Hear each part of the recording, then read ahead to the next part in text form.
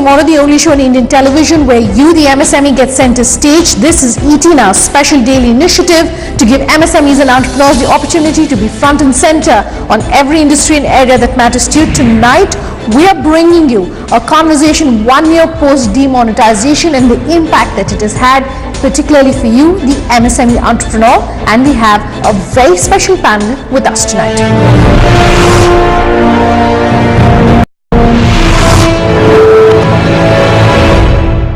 Gentlemen, thank you all very much for being here tonight with us.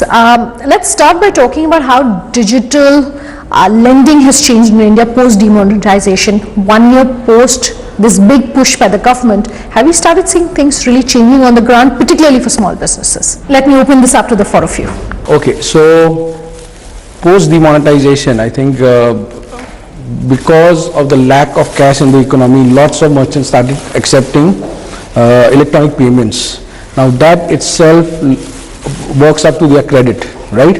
So that makes it easier to get access to a lending. Today, if you see the scenario, almost most of the SMEs have no track record, right? As far as the legal thing is concerned, and loan thing, entire thing works on credit. So if you have a credit profile, then automatically you're going to get access to credit. Okay. So I think just to add on to what he is saying, what we have seen observed is, it is not a function of demonetization per se, it's a question of digitization.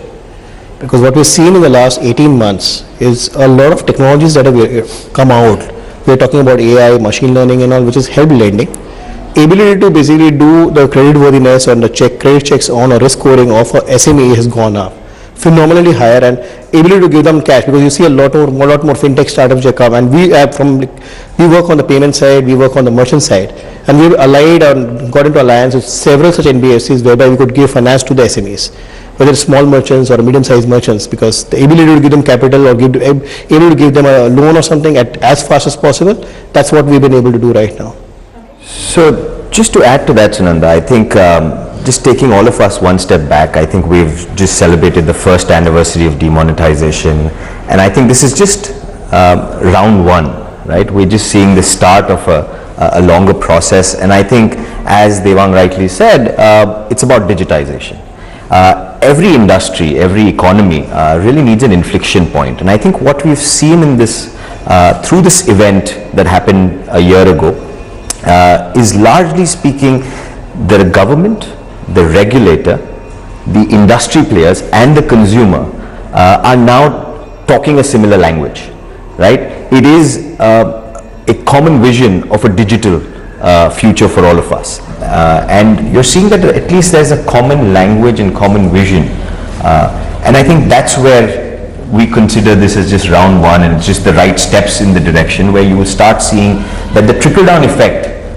It's too early. I mean, the jury is still out to really decide, but I think the trickle-down effect has started, and you will start seeing signs of that happening for even the trader and the SME community of India, which of course is the largest sector. So let me get your comments as well, Ranki. So what I see is that, okay, as others have opined, that's a trigger. The demonetization, what happened on November 8th of last year, is a trigger for many reforms that followed. And also you would also know, like the P2P lending, that's formalized by RBI, and that is going to enable a lot more lending, lot more fund flow, especially if you're just talking about small entrepreneurs, mom and pop shops, individual store owners, business owners. They should have more access to funds, because individuals can now lend across the country. So that's a pretty powerful thing that is enabled. At the same time, thanks to demonetization, I think the cash flow into the banks has been tremendously high, and that money banks would necessarily want to lend to make business out of it. So that's another thing that you will see happening with the recent impetus from government also to give so much money further to lend to the SMEs, to SBI and other banks. Okay, let me talk about Tier 2 and Tier 3, and I want to talk about the role of innovation. Clearly, the need and the demand in small town India is very different from what is happening in urban India. What can entrepreneurs like yourself, and if we can also talk to our viewers about what should be done, how do you ensure that you're reaching the last mile? What kind of innovation, how is that market different? What would you like to tell our viewers about what they should be doing, or if they're a company that's innovating for this space, what should they keep in mind? So So one quick learning that I can personally share from our experiences over the last many years is when you're dealing with India and when you're looking at India, remember that there is actually two Indias. There's an India and there's a Bharat. And so then, contrary to a common belief that there's a very clear segmentation between what the India is and what the Bharat is, and one resides in the metros and the other in the tier 2, tier town cities. I think our learning has been that, and for every entrepreneur, every businessman, to know that the India and the Bharat actually coexist right in the same spot. Right? You take any of our metro cities as well, take places like Low Parel, and you have the new tall beaming skyscrapers. At the same time, you have the Bharat, which is residing in the chawls, both coexisting right together. Be it cities like Delhi, and you have the Okhla Industrial or the Sona Road. To really just understand that India is really not just about segmenting consumers, SEC A, B, C, the traditional segmentation that would be a marketing approach. I think that's all gone. I think India gets really well divided between, there's a top of the pyramid, and then there's this large middle of India, right? And what you're seeing is from a triangle, we're moving more and more to a diamond. You're seeing that there's more and more aspiring Bharat that's coming up. So, but the way in which you're talking to these consumers, that's what I'm trying to understand. That definitely has to be different. What role does talking or having solutions, having products in the vernacular language make a difference in this market? So there are two things. One, before you talk about vernacular language or any kind of solutions that you're presenting, first you need to understand in terms of what is the psyche of the people sitting out there, whether it's a merchant or a SME merchant or a customer out there. Today, whether it's tier 2, tier 3 or maybe a metro, a customer goes on and makes a payment for, let's say, IRCTC train ticketing or online, and does online bookings out there. They're very comfortable doing that. When you look at basically on a tier 2 or tier 3, the merchant requirement, number one, is in terms of they are already used to cash. So they need something which is as simple as cash, because it has to be a replacement for cash. Otherwise, the willingness of a customer to come down and make a payment using any card base or anything, it's going to be almost zero. Right? Because customer, again, they go down to the ATM and they withdraw cash, as we were talking about discussing earlier. That behavior trend is already there. To come out of the behavior shift, yes, vernacular languages will play a long, I think, big role in terms of how maybe a merchant at tier 2 or tier 3 will start looking at things. Because one of the key things, for example, what we've been trying to do when we launched recently an app called mGalla, which is essentially targeted at merchants or small merchants. Currently it's in English, but the next version that we are rolling out is going to be in Hindi, and then we're going to start rolling this out in multiple languages. The idea is to help the merchants accept payments, do their things in multiple languages, in the local language itself. Then it becomes a lot easier for them, they can relate to that, because first is their ability. And therefore adoption becomes much more. Adoption becomes a lot easier. The idea is to create as much ease for the merchant, number one. Number two is then, again, for them to go down and reduce the friction for the customer also becomes far easier, because then they can pad on and do a lot more things around. Sure. What's your response to that? So as far as payments is concerned, digital payments is concerned, be it for if you look at tier 1 cities and you look at the upper middle class and the middle class, there's already too many, the ways and means of paying is there.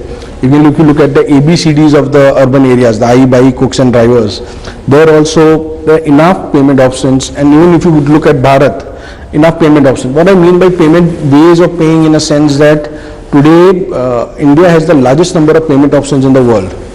In a sense that today, even if you go to US, it will just be a Master, Visa, Amex or a Diners or a Discover. We have 200 plus payment options. As an end user, even if it's a villager, he can walk into say a Tamil Nadu cooperative bank and open a zero balance account and get a debit card or a net banking access. Through the Pradhan Mantri Jan Dhan accounts that was opened, 500 million plus rupee debit cards were distributed. So there is no shortage or incentive for an end, even in Bharat so-called, in the village level, for a person to go and pay. He has the ability to pay. The only problem is at the acceptance level. Last year, before demonetization, there was almost around 1 million points of acceptances. For a country of 1.2 billion plus Indians, only 1 million plus acceptance points, that is the challenge.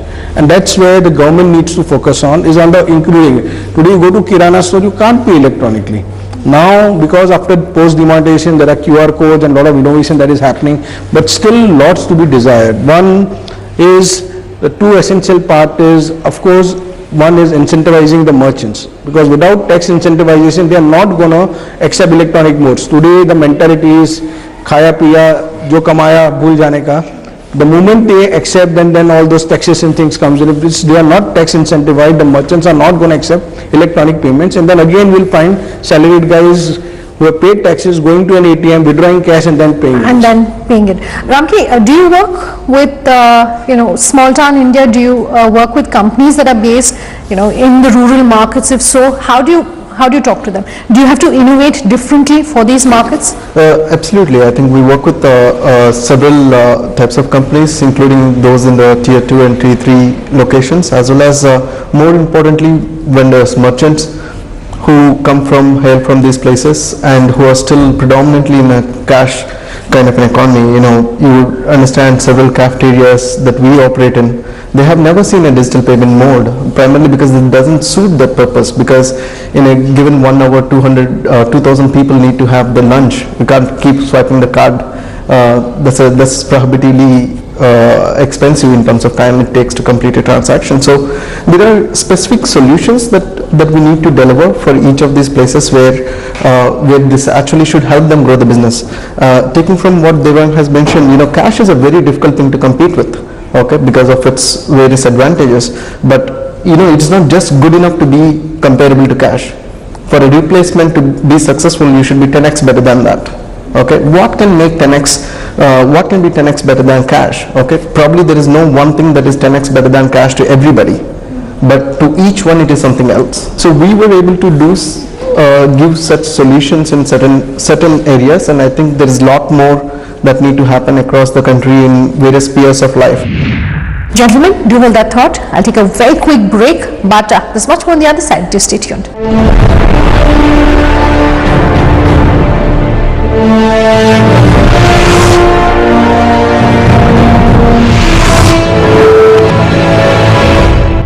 Welcome back. With us here on Leaders of Tomorrow, and tonight we're talking about demonetization, 1 year since that big bang move and the impact that it has had for MSME entrepreneurs. Dewang, Vishwas was talking about one of the reasons that perhaps is hindering acceptance in small town India, tier 3 and tier 4, is the points of acceptance.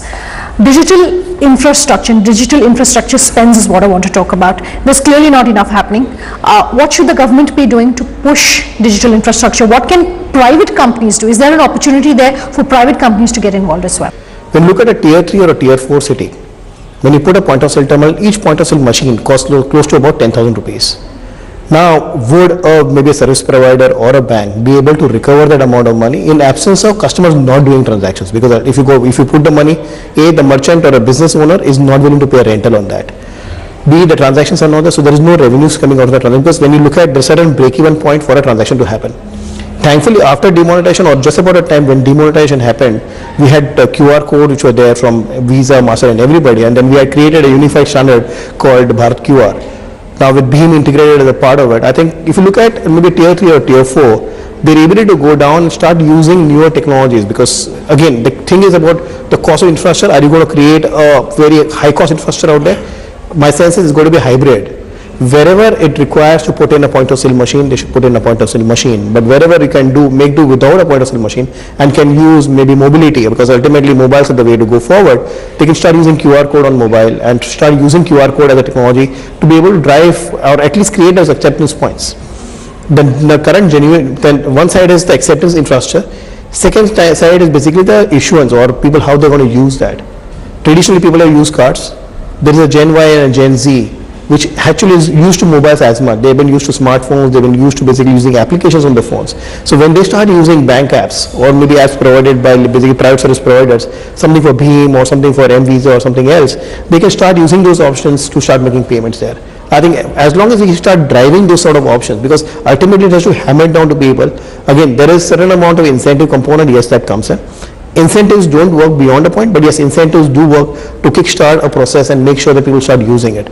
On our own personal example, again coming back to the thing, we started out QR code based payments on IRCTC. We've seen phenomenal success rates basically happening. We've seen people adoption coming in there, and we're not really patterned out there in terms of which part of the country people are paying using QR codes out there and doing scan and pay options. But you've seen transactions happening, a large number of transactions happening, and we don't see any reason why this cannot be replicated in maybe a tier 2, tier 3 or tier 4, given the right kind of incentivization can be given to everybody else and the right push, because ultimately the advantages of digital has to drive through to everybody else. Okay, Bhavik, Dewang is talking about cost. I just want to broad base it and talk about the cost of adoption. One is of course the information that small businesses have when it comes to digital adoption. But the second is also the perception, at least, that is going to come at a higher cost, and therefore it's something that can be put off. I want you to sort of maybe counter that if possible and give us your views. Sure. No, look, so I think two things that I wanted to highlight. On an optimistic level, I think it's also important to note that there has been a genuine mind shift. That's the step one, right? I think at least what has happened is now every small business, small shop, as well as consumers know that they have to be able to accept or have a digital option with themselves. I think that's a big move. What has also happened is this is not only the first year anniversary post demonetization, I think it's also the 10th year anniversary for the industry of digital payments.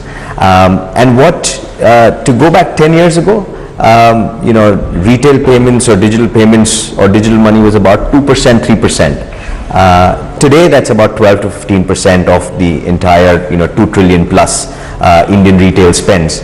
And I think that's a great achievement already. And now what we're going to see is an accelerated growth, that it took probably a decade to reach from 2 to 12, 15, but I think in the next 3 years we would be able to you know, clock an accelerated growth of that 20-30%. Okay, gentlemen, we're running out of time, so I'm going to take very quick closing comments in a minute or less. Let me start with you, Vishwas.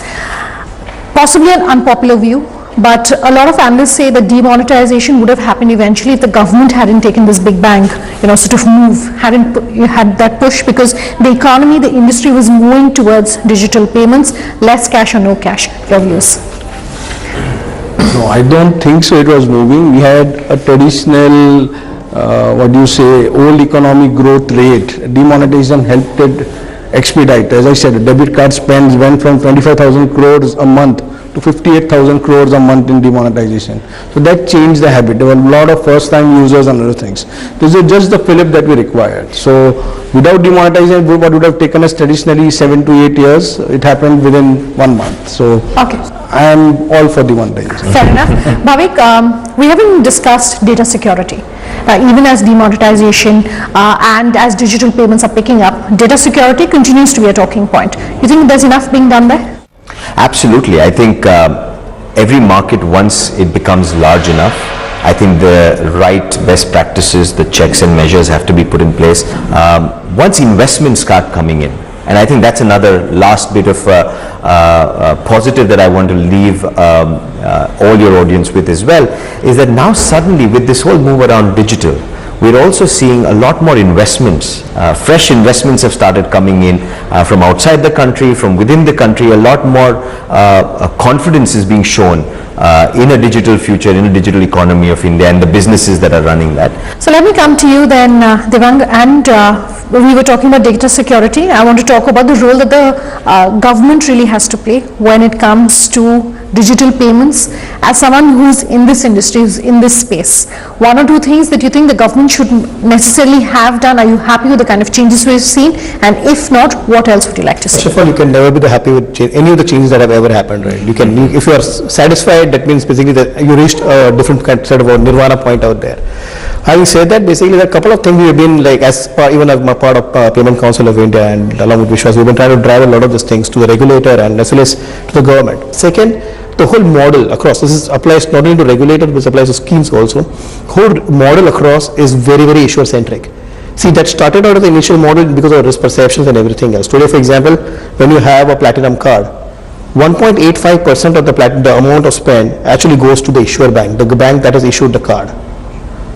On top of it, whatever additional money that comes in is basically left with the acquirer.